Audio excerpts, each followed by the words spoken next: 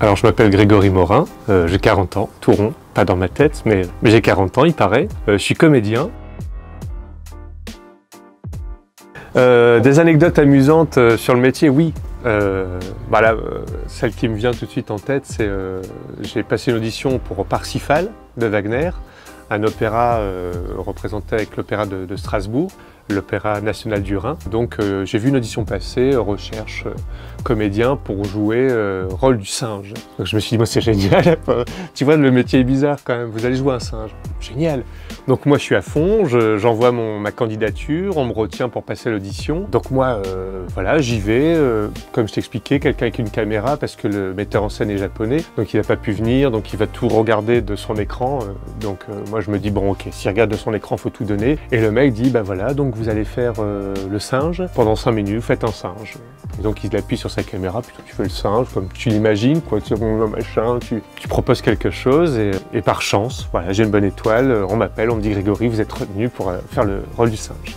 Content, tu fais le rôle du singe, donc tu reçois ton texte, et effectivement il y a des passages de singe, machin, qui arrivent, qui rencontrent Parsifal. Parsifal c'est Perceval, tout ça c'est les chevaliers de la table ronde. Pourquoi un singe, je ne sais pas, mais bon, tu lis le texte et tu arrives à la répétition. À la première répétition, moi j'étais au taquet, c'est-à-dire que pendant des semaines, j'ai regardé des vidéos sur YouTube de singes, de comment ça se mouvait, comment ça prenait des trucs, comment ça agissait, le corps comme ça.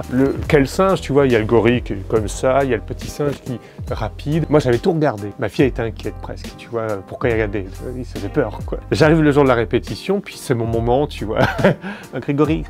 Voilà, donc je rentre sur scène, et puis et c'est le moment où le singe arrive sur scène, machin. Donc je fais le singe, mais comme, tu vois, comme je l'ai travaillé à mort avec les vidéos et tout. Et ça s'arrête. Le metteur en scène fait OK.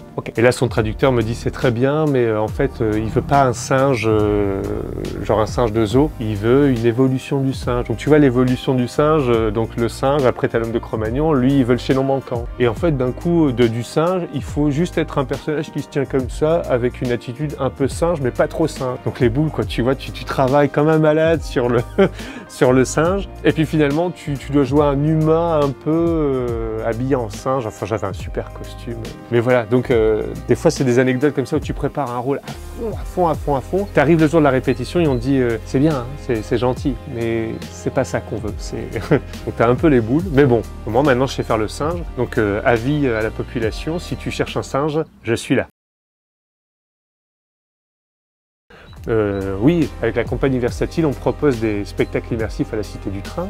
C'est du théâtre, le public arrive et il rentre dans la pièce de théâtre, c'est-à-dire qu'il participe à la pièce. Souvent c'est une enquête, et là la dernière histoire qu'on racontait, c'était l'alternative. Donc il y a un virus qui s'est propagé à Mulhouse, et donc moi je devais jouer un garde, tu vois, un peu qui au début bosse pour Jéricho, enfin pour l'association, et en même temps, tu vois, je suis très autoritaire avec le public, je joue le rôle du méchant, et il y a une révolutionnaire qui est là, et à un moment, tu vois, je l'emprisonne et elle se libère, et le public, du coup, va être avec elle, tu vois, va tenir bon avec la révolutionnaire. Donc à un moment, il y a une scène, normalement, je dois libérer celle qui est emprisonnée pour lui parler et tout ça. Donc tout ça, c'est un canevas. Et là, j'arrive là où je l'ai emprisonnée, où je l'ai enfermée pourtant, hein, et elle est pas dans la cage. Mais elle est où? Je l'appelle et tout, puis d'un coup, paf, derrière on me chope, 2 molosses, je te jure, 2 grands gars qui me tiennent comme ça. Alors on fait moi le malin, hein. Et là, je peux te dire que pendant 2 secondes, tu te dis, attends, là, ils ont l'air à fond, ils ont pas l'air de bien comprendre que c'est une pièce de théâtre, que c'est pour de faux. Et vraiment, pendant 2 secondes, je pouvais pas me libérer. C'est-à-dire qu'ils étaient vraiment en train de me maîtriser et de me dire que je faisais moi le malin. Ils me mettaient à genoux, limite, j'ai cru que j'allais m'en prendre une, quoi. Heureusement, la comédienne est arrivée, elle fait c'est bon, lâchez-le, tu vois. Et eux, ils m'ont lâché.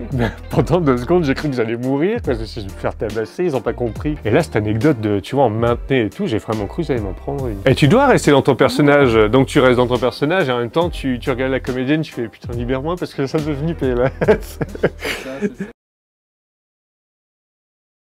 Alors, une dernière anecdote, il y a Harlequin. On a joué à Harlequin, serviteur des 2 maîtres, et j'ai eu la chance de jouer à Harlequin. Donc Harlequin joue beaucoup avec le public. À un moment, il y a une malle qui est censée être très lourde, qui doit porter à son serviteur derrière le rideau, qui est une chambre de Florindo, son serviteur, un des serviteurs, parce qu'il sert 2 maîtres à la fois. Et donc je suis avec la malle, je peine un peu à la tirer, et puis je demande à quelqu'un du public de m'aider à porter la malle. Comme par hasard, la personne super forte, elle arrive à porter la malle d'une main, alors que moi, Harlequin, tu vois, il peine.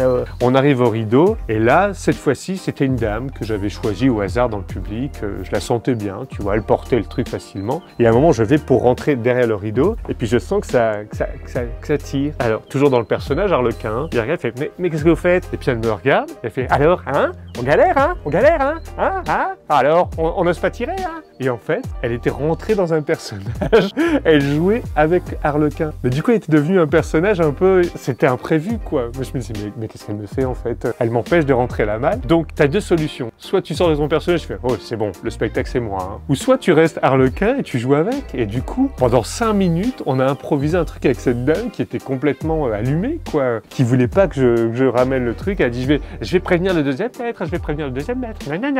Mais vraiment comme ça, j'exagère pas. Et moi, derrière mon masque d'Arlequin, je me dis, mais qu'est-ce qu'elle fait? Donc Arlequin qui lui dit, écoutez, non, s'il vous plaît, enfin, je vous donnerai une part de mon repas, hein, on fera ça. Puis après, j'ai tiré, je fais, non, maintenant ça suffit, tu vois. Et après, elle a lâché le truc et j'ai rentré la malle et tout ça. Mais c'est des moments jouissifs parce que Arlequin, c'est ça aussi, c'est avec le public. Et là, d'un truc qui m'a quand même fait flipper 2 microsecondes où je me suis dit, oh là là, je suis tombé sur une nana, elle a basculé. Je me suis dit, ah non, c'est chouette. En fait, ça a fait rire tout le public parce que bien sûr, c'est imprévu. Les gens se disent, ouais, ok, là, c'était pas écrit ça. Et donc, de jouer avec ça, à la fin, j'ai été la remercier, tu vois, j'ai été dire merci, c'était génial. Ah bah non, mais moi, je voulais voir ce qu'il était capable de faire, Arlequin. Tu vois, tu parlais du cinéma et du théâtre. Ça, au cinéma, t'as pas. Au théâtre, tu as ça. Tu as, surtout quand tu joues avec le public, moi, c'est ça qui me fait kiffer, c'est quand tu fais rentrer le public dans la pièce, ça me plaît.